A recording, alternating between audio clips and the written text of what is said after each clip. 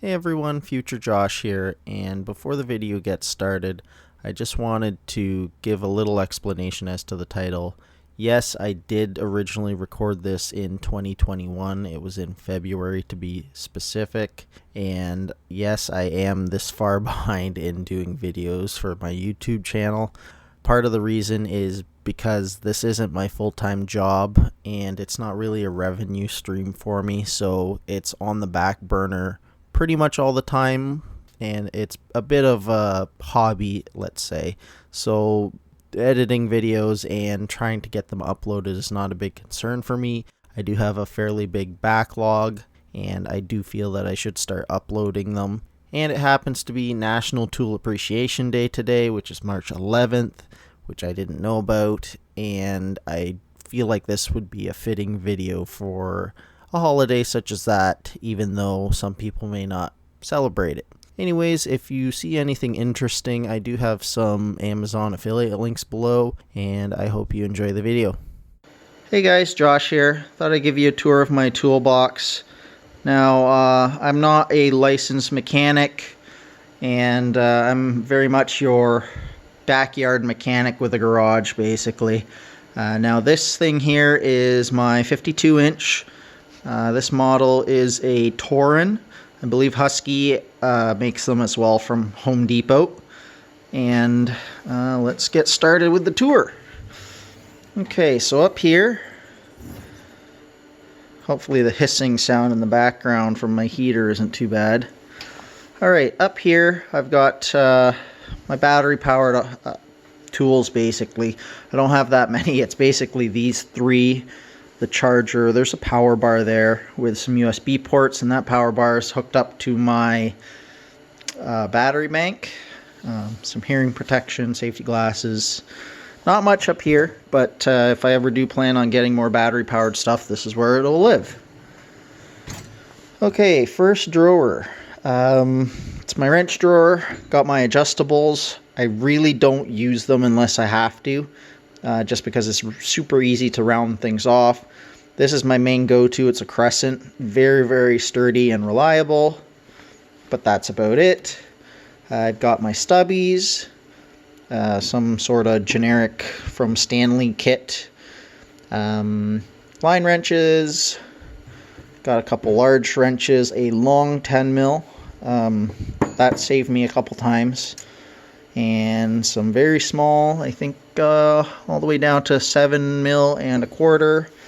And then you can see my fancy wrench holder here is basically a piece of wainscoting and a bunch of nails hammered into it. And I've got my long wrench sets here and my standard here. These are Stanley 9 mil all the way up to, I believe, 7/8. Yeah, 7/8. So pretty good range. I mean, if I need anything unusual, it's usually something fairly large. I just buy tools as I need them. Next up is, this is the pliers drawer. I've got just about everything in here. Yeah, I'm not sure what else I'm missing other than maybe some like snap ring pliers. I don't know where my set went. I don't know if I lent them out or whatever. But I've got your standard pliers, a little bit longer. You know, vice grips. Some more of the specialty stuff here. Pop rivet gun. Tin snips. This one's actually really handy every once in a while. It's a vice grip filter wrench. Some wire strippers. Yeah, not much else in there. The tube cutter. And actually, back when I worked in the garage, that's my wheel weight hammer there. Okay, next up is screwdrivers and various bits. These are my impact bits in here. You know, inspection mirror. This is a 90-degree adapter for the impact, electric impact. You know, screwdrivers with changeable bit ends. What else? Yeah, I got a medium size pry bar in there. Just a random assortment of wrenches. I don't have anything in particular. Stubbies. And that's about it. I used to have actually fairly organized sets, but this is basically what it's come down to since working in a garage. People always tend to borrow your stuff, and it never finds its way home. Okay. Over here, I've got my, I guess you could call it measurement drawer. Temp gun, some, oh man, tape measures. Jeez, I'm having a night. It's 12 in the morning, so yeah. My machinist ruler, brake pad gauge, that is the rotor gauge, some gapping tools for spark plugs. I'm sure I'm going to have more stuff to put in there. This is my random assortment drawer. So I've got a, what are these, valve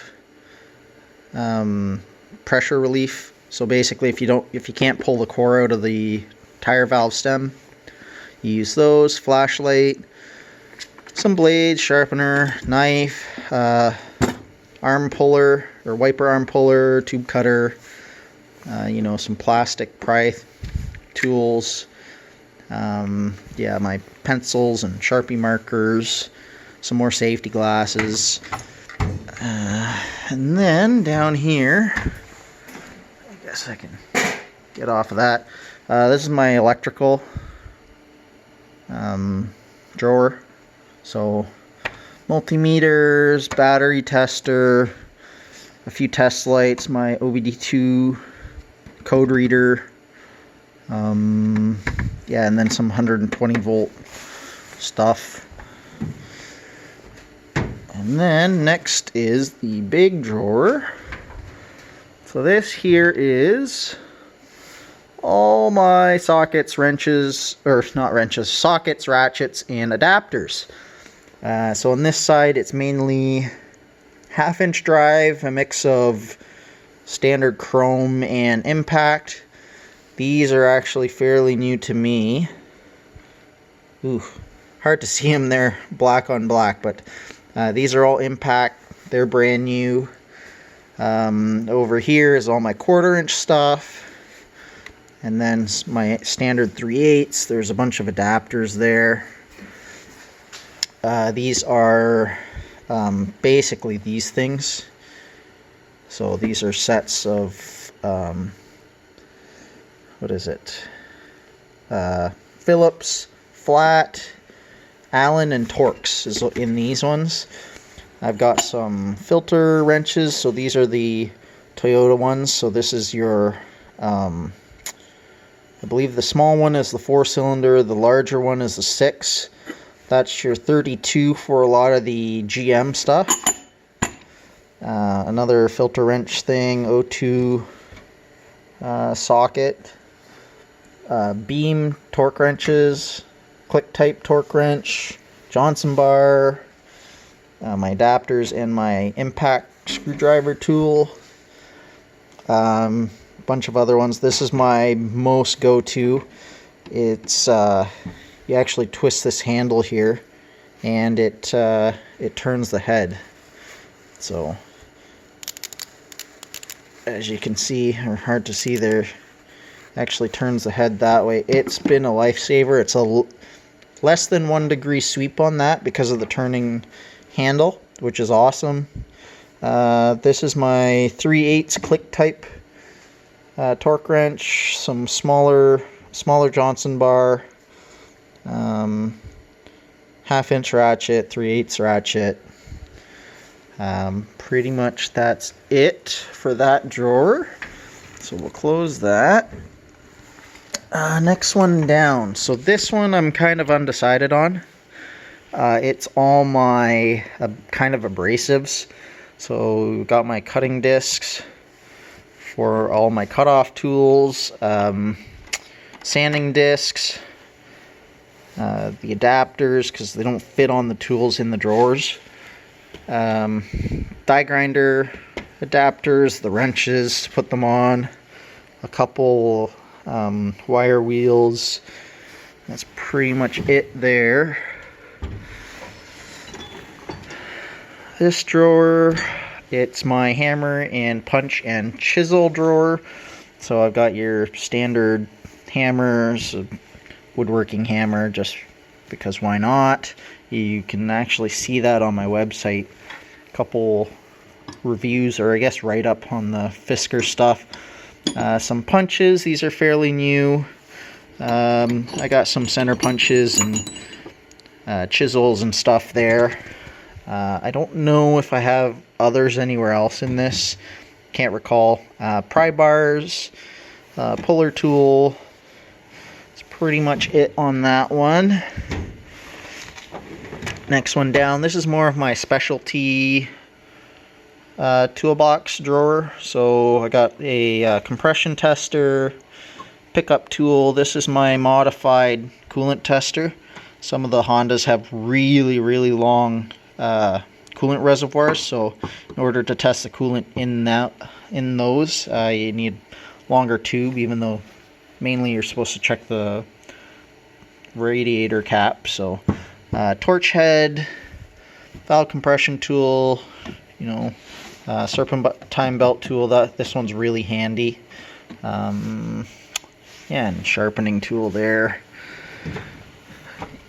Okay, next one down. So this one here, pretty empty, but it's going to be all my files, any sort of chisels, and scrapers, and putty knives, and hand brushes. I don't know if I'm going to put these up with the other ones, because these are actually keyed, so they won't go into die grinders or anything like that. And then the next one, so this is where I start my air tools.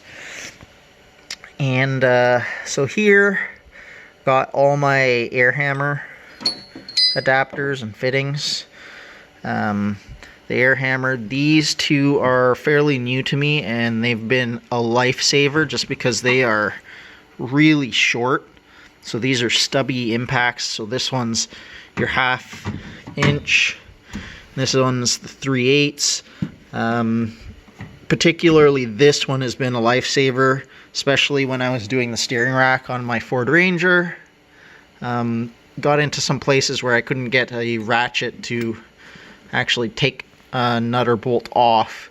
That was a little bit seized, so that was really helpful there. Tire pressure gauge.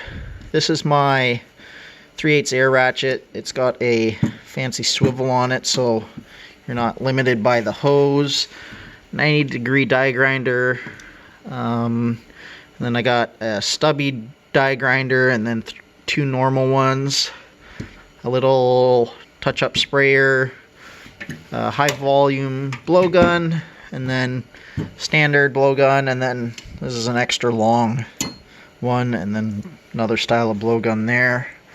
And I think that's it for this drawer. And then the one large drawer on the bottom here, it's still pretty empty, but this is my undercoating gun. This is my mini die grinder, so for doing fine detail work, it's air powered. And this is a cleaning tool, so it sucks up fluid and sprays it out at high pressure. Blowgun and air chuck. There's another tire gauge, another 3/8 ratchet, my 2 older 1/2 inch drive. So this one's really old. I don't really trust it. I should probably either get rid of it or rebuild it. This is my slightly newer one. It's still a few years old. And I've kind of decommissioned it since I've gotten the... Oh, it's pretty dark. I've decommissioned it since I've gotten the stubby ones. I only really keep it just to do heavier duty stuff. That being said, it's not that powerful anymore either. This here is another air hammer and my 5-inch angle grinder, which is air powered. And then that's it for that one. And then on this side here, this is the main reason I like this version of the toolbox, is because it has a little kind of side door area. This is where I keep my chemicals, brake clean, seafoam, air tool oil, anti-rust stuff. I keep my gloves and some shop towels, as well as some hand cleaner, my butane. There's you can't really see it, but there's a propane tank in there. Yeah, a little quick start. That's pretty much it. All in all, all in all, it's a pretty good little setup. Again, I just buy what I need as I need it, and that's worked out for me. I tend to find if you do the work yourself on things and you buy the tools instead of paying someone, at least you have the tools for the next time you need to do something like that. So it does save you money in the long run if, people are asking, you just work on your own stuff and how come you have so many tools. And I am actually thinking about getting another, I think 27-inch. There's a 27-inch Husky, and it's about, I think, about this tall compared to this one. Same depth, so it would come right out to the edge, and it would actually fit just perfectly in there. I would have to move the vise over to the other end of the bench, but that's what I'm planning. I'll find a spot to put those jack stands. And yeah, if you have any questions, feel free to ask in the comments. I'll have this video on my website as well. And yeah, thanks for watching, and I'll catch you next time.